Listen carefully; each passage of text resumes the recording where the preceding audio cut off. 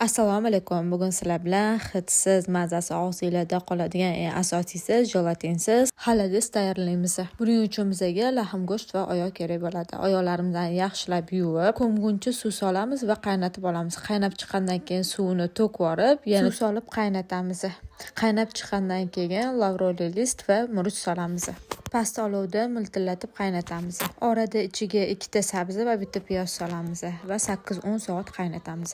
Tuzlarini ham solib, yana qaynatamiz. 10 soat qaynab chiqqan xaladisimizni yog'ini alohida idishga olib qo'yamiz va ichidagi xaladis go'shtlarimizdan hammasini olamiz. Go'shtlarimiz shunaqa xil-xil bo'lib pishib ketadi. Suvlarini yaxshilab tozalab olib, go'shtlarimizni va xaladisimizni mayda qilib to'g'raymiz. Bu orada tuxumlarimizni ham qaynatib olamiz. Masalliqlarimizni yaxshilab to'g'rab olganimizdan keyin tuzlarini ham ko'ramiz.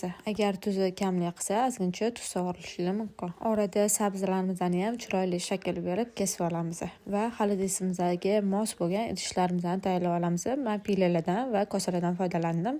Pilalarimizga qaynatilgan tuxumlarimizni, bezak uchun ko'kat va sabzilarimizni chiroyli qilib qo'yib chiqamiz. Sabzi albatta xohishga ko'ra, xohlasanglar ichiga mayda qilib to'g'rab yuborsanglar ham bo'ladi. Videoda ko'rsatilgandek qilib ustiga qiymalarimizni solamiz. Suvlarni sitadan o'tkazib solsangiz, suv tiniq va chiroyli bo'lib chiqadi. Xaladislarimizni xona haroratida sovutib, keyin 4-5 soatga xaladilnikka qo'yamiz. Video yoqqan bo'lsa, like bosib, podpiska bo'lishni unutmang. Yoqimli ishtaha.